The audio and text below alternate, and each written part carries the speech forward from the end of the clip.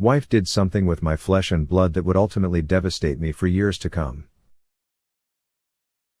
I moved to Lake Tahoe in the spring of 2013 and met a Bulgarian girl that was on a work visa that I fell madly in love with almost instantly that summer.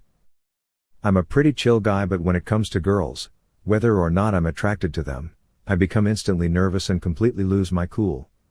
However, when I first laid eyes on this girl that I will call Lily, I knew I needed to get her attention no matter what. The first couple of weeks was awkward, trying to slip her my number and just waiting around for her to call me. I had almost completely given up on her and was actually on a date with a Japanese girl when she sent me a text asking if I wanted to hang out. I'm ashamed to admit it, but I pretty much ditched the Asian chick and drove straight to Lily's apartment to pick her up. One thing led to another and we became, as some would call it, cool for the summer, because we knew she would be going back to Bulgaria after the summer was over. We were like best friends that pretty agreed and liked everything the other did. We would go out to the bars and people would ask if we were dating, and would kinda blankly stare at each other and just shrug because we really didn't know either. We would talk about it, but we didn't think the label would make the short time we had together any easier. Flash forward to a few months later and my mom, who lives in Idaho, told me how depressed she was feeling. I told Lily that I wanted to drive right after work to go see her on my weekend and be back in time for my next shift. She wanted to come with me and I thought, hell yes. A road trip with this amazing girl is something that I will remember forever. Long story short, we get there and my mom and her are hitting it off nicely. Now it's time to leave.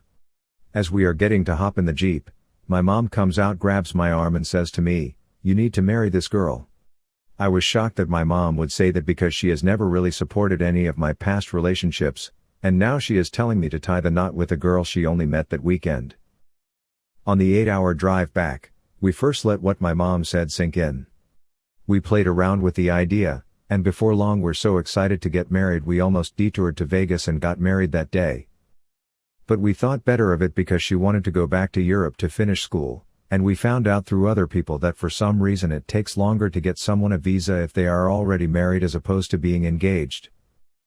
Flash forward again to October and she is back in Bulgaria and I moved back to Idaho and we are doing everything we can to get her back. With all the thousands of dollars we raised, legal documents we filled out, and court hearings, it took a little over a year to get her back. The whole time we are falling asleep with each other over Skype and we just couldn't wait. Well, finally we get her down and I drove all the way to San Fran to pick her up because Boise doesn't have an international airport, and with the layovers, she would have spent the night at the airport. I am summing up the backstory so the readers really get how betrayed I was. On November 9, 2014 we married. I'm not exaggerating when I say when I was looking into her eyes it was the most magical moment of my life. I was not expecting that at all because the wedding was so small and low-key. It was just my mom, my little brother and his girlfriend. Months later she and I were going through depression. I don't know why, it just seemed like we were sick all the time and she just started becoming nasty to me. It used to be I could do no wrong in her eyes and everything I said made her laugh. Now, anything I said or did just annoyed her. But I was so in love with her I just let her step all over me. She never did anything for herself, no cooking, didn't drive, I would even fetch things for her because she was too lazy to get out of bed. More time went on, I started noticing a trend. I would share everything with her and she would literally write her name on things that she wanted exclusively for herself. Food, shampoo, laundry basket, etc. One day I just asked her, not thinking much of it, mostly as a joke, "How come I share everything with you and you never want to share anything with me?" She told me I only did that to throw it in her face. Guys, I have never raised my voice at her before, but what she said pissed me off so bad I got up and kinda shoved her, thinking about all the things I'd do for her on the daily without even asking for a thank you. She looks at me and just said, "Nice." Before I left work I apologized for putting my hands on her. I said it was very wrong of me, however F you Lily if that's what you really think. And from that day to the day I found out she was cheating on me, always had a small amount of resentment for her in the back of my heart that just turned my heart toxic after a while. Now for the nitty-gritty part of the story I'm sure you are more interested in. My older brother, who is this self-proclaimed Christian, who at the time was very family-oriented, and would constantly guilt trip me and my little brother for not doing the things with the family that he felt we should be doing. This guy is Mr. Holy, yet the dude is clearly a sex addict. When I was a little kid he would always shove adult content magazines in my face, and when I got my first smartphone he couldn't wait to tell me what the adult sites were. First clue. He has mistreated me my entire life. Physical and psychological torture was his method. The older he got the more that went away, but his gigantic ego remains the same, if not grown bigger. So sometimes in the comfort of my own home, I would have negative things to say about him. Lily always seems to be the one to jump to his defense anytime I said those things. Second clue. Every family gathering, like for the holidays, birthday, or the anniversaries of my father's death, it was always about sex with him. Nasty jokes, memes, and old movies that were related. All the music he listens to, all related. For Christmas one year, he gave my wife a copy of the book 50 Shades of Grey. Third clue. As I mentioned before, Lily is from Eastern Europe and her customs were just weird. She kisses guys on the lips in front of me, so I figured, hey, I think it's weird, but clearly she comes from a culture that's very touchy-feely, whatever. Well, I couldn't help but notice later on she was very touchy-feely with my older brother, to the point my mom came to me in tears and told me she feared that my brother and she were messing around. My little brother's girlfriend even came up to me with anger in her eyes, saying she thinks that she kissed my older brother at my mom's house. I pretty much got pissed at my mom and my little brother's girlfriend for even suggesting something like that would be going on. I'm like, first of all, I want you guys to stop talking about my wife like this, and second, Ryan is my brother. He would tell me if she was trying to do anything. I mean, after all, he is a self-righteous Christian that cares about the family, seemingly too much sometimes. I almost brought it up to Lily, everything that people been telling me, but I thought better of it because I didn't want to hurt her feelings about how my family was feeling about her. But I started picking up on subtle signs. We were getting along fine, never fought, but the intimacy just became a trickle. And when I would get in bed, if I even grazed her, she would retract and recoil, obviously so she wouldn't touch me. So I started getting suspicious then. The day I found out me and her were in a great mood with each other actually, which I think made her let down her guard. We were watching Good Mythical Morning on YouTube and she was putting product in her hair that made her pause the video to go wash it out, and she said she'd be right back. Well, finally, she left her phone unattended. I'm thinking to myself, I can finally put my mind at rest to see that nothing bad is going on. I could allow flirting because we're all human. But what I saw shocked and perplexed me so much that I couldn't believe what I was reading. This is my first Reddit post, so I'll try to have the text linked somehow. At one point while reading I became so mad I couldn't see straight and reading almost became impossible. I calmly walked in the bathroom and asked her what her relationship with Ryan was, and I could see the silhouette of her head through the shower curtain lower down in shame. It was at that moment my life became a literal nightmare. I was so numb after the initial shock I didn't say anything to her, but wow. Drove out into the middle of the desert, sat and stared at the mountains till the sun went down. I would say I fell asleep out there, but sleep is a huge overstatement. I slept on the floor for weeks after. In hindsight I should have made that woman sleep on the floor, but it goes to show you how much of a soft spot I had for Lily. And unfortunately still do, though I do not love her anymore. One day I was so angry when I came home from work and saw how peacefully she was sleeping in the bed that I almost jumped on top of her and started pounding her face in with my fist. It was one of the scariest moments of my life because it literally felt like I was being possessed. I locked myself in the bathroom and cried the hardest I ever had since finding out.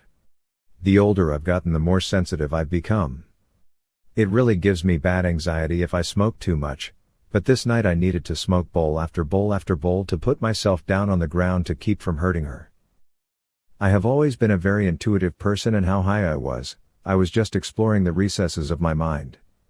And I was getting so angry thinking about what just happened to me after all we've been through to get her here.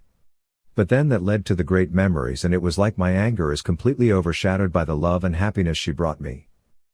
I told myself love really does conquer all, and I really could forgive her with all my heart. I was so excited about these feelings that it literally went from me wanting to bludgeon her to death to waking her up and kissing her and telling her that I still wanted to be with her. How dumb I was. I told her the next day about my revelations and she didn't seem too thrilled about it. I assumed it was because she was still embarrassed about being found out as a cheater. I wanted to go on a road trip with her like the good old days and made a plan to go to Oregon on April 20th. She agreed not only to the trip but to trying to make our marriage work. Well, the whole trip up there she was acting very distant. I tried rubbing her leg as I used to and I could feel how tense she was. And just like clockwork she started treating me like trash again.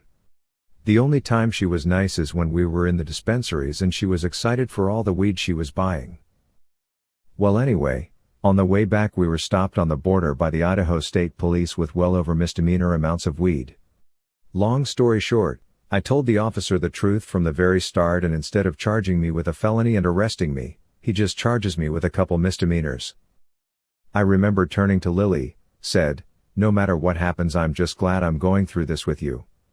I was expecting something like out of the movies where she turns to me that the sun gleaming in her eyes to let me know if she felt the same way. What I got was, "Yeah, I guess." That moment I knew no matter what I did it will never work between us again. Driving back I was so distraught and Lily was just floating on cloud nine. When I got home I fell deep into a depression. Lily was just watching TV and laughing like nothing even happened.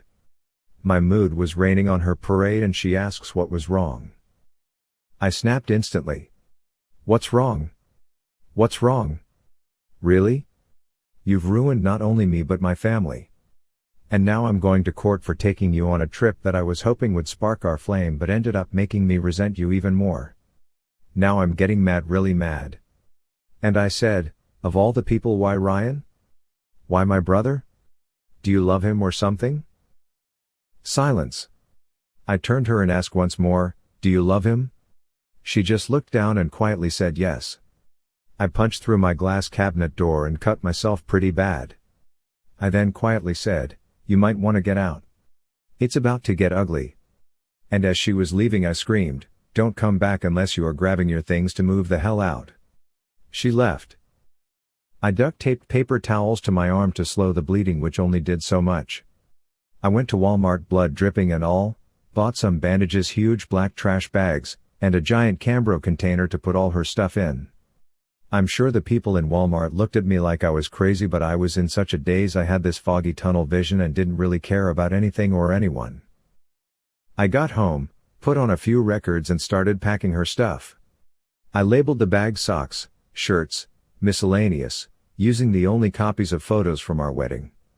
She came and got it the next day and I've only talked to her maybe twice since then. Only because we still had to go to court for the charges. And every time it would destroy me. The messed up part? I can't even look at past family photos with her in it because literally, it's her and Ryan next to each other in every photo. Not only that, but I just can't look at past photos in general because Ryan is in more than half of them. So, this is like over 25 years of things I now need to forget. And on top of all that, I got a new laptop to start over fresh so I didn't have to see pictures or videos of her, and when I went to go export the pictures from my phone somehow I got pictures from my older brother's phone. I happened to see the thumbnails and I was like, this looks like explicit photos. Upon closer inspection I saw it was photos of Lily. I begged to God to be pictures that I forgot about taking. When I clicked on them, I saw the room did not look familiar, and to be frank my D doesn't look that weird. And there was dozens of photos of my brother and my wife that would make Hugh Hefner blush. That was in April 2017. I've been messed up ever since. I tried the one-night stands like my younger days to fill the void only got bigger and bigger every time. I guess that is what happens when you actually were in love that one time. Even in the middle of screwing some random chick I met, I stopped and told this girl to get out because I was so disgusted not by her but myself. I've become this sort of tortured artist. I just cut pictures out of magazines and glue them all over my walls and everything else to pass by the time. It actually is quite therapeutic. I've become a recluse and only venture out to work and to buy groceries. Most days I just stay at home and stew in my sadness and I don't ever see that changing anytime soon. I might update if anything has changed. But I will say it felt amazing typing all this out, though it has reopened some fresh wounds. It was like getting this off my chest. Thanks for listening, Reddit.